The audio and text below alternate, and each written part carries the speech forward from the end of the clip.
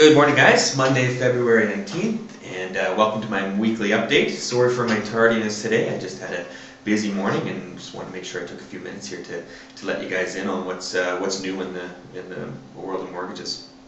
I'm just going to touch on a program today that, geez, I'm coming across a lot these days. It seems like, especially from people on the internet and some open house clients. I'm running into more and more people that are immigrating to Alberta.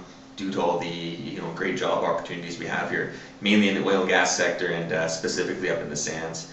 A lot of times these people are relocating as skilled workers, or more and more it seems like professionals are coming over here. We're looking at engineers and nurses and so on and so forth. And these people seem to be itchy to get into the market and buy a home. And what I'm finding more and more is that these people tend to be unaware that they're a lot closer to being able to buy than they generally think. Most of them believe they need to have permanent status or residency in Canada before they can buy a place, and that's just not true.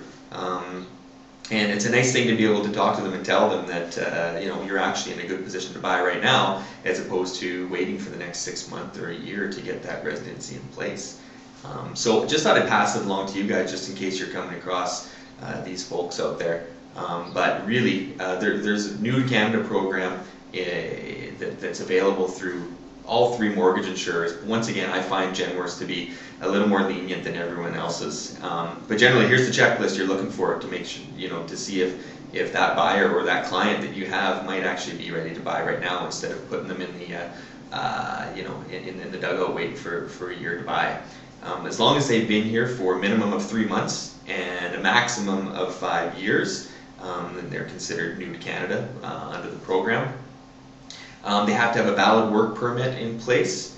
They need to have a minimum down payment of 5%, and that 5% has to come from their own resources. It can't be a gift or any other method of down payment. Sometimes the insurer will accept a relocation reimbursement from their employer as the down payment, but not always. They really want to see that they have that money saved.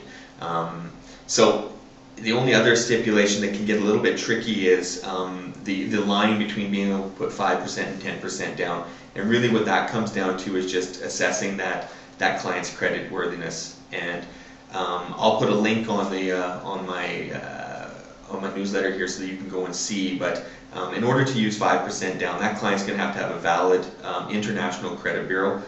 Not all countries in the world actually submit to a credit reporting agency like Equifax or TransUnion, but I can show you which ones do.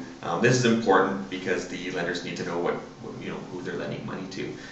So in the absence of that credit bureau, in order to put 5% down, the client would either need to show a valid 12 months of rental history in Canada and a letter from their landlord, plus a letter of reference from the Canadian bank that they utilize. If that client can come up with 10% down, the stipulations become a lot simpler. Really, all they need to have is a valid letter from their Canadian bank stating that they have accounts with them and that they're in good standing and that they're a good client. And at that point, they can put 10% down. 5% has to be from their own resources. The other 5% can come from a gift or some of the other methods that we'll talk about later on.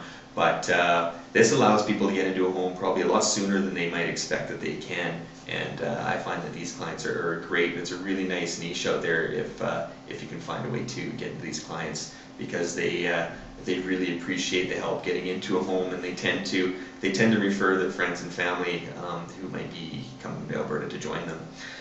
So if you have any questions about that program, give me a shout or send me an email, and I can send you some materials on it and help you work through it.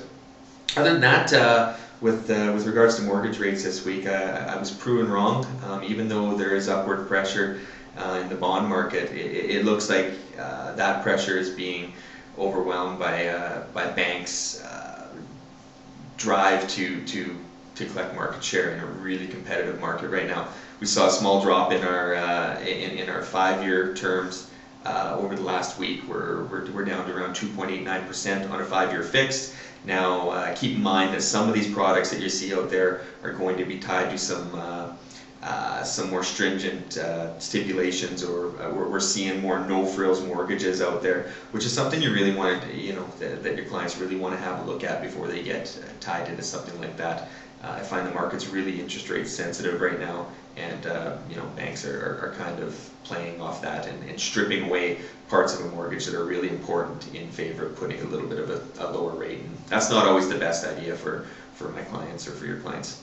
The other rate that we saw drop this week is, which was hard to believe, is the 10-year fixed rate is down to 3.69, which is just unbelievably low. And for people who are weary about renewing back into a normal market in 5 years, where they're going to see a payment shock of upwards of $500 or $600, a lot of these people are seeing 3.69 for 10 years, and that opportunity to lock in is just too hard to resist. It is a wonderful choice for a lot of people, and really good from a financial planning aspect when you're looking at a client's long-term financial goals. So that's it for this week. Hope you guys have a great week out there. Give me a call, send me an email if you have any questions, and I'll see you again next week.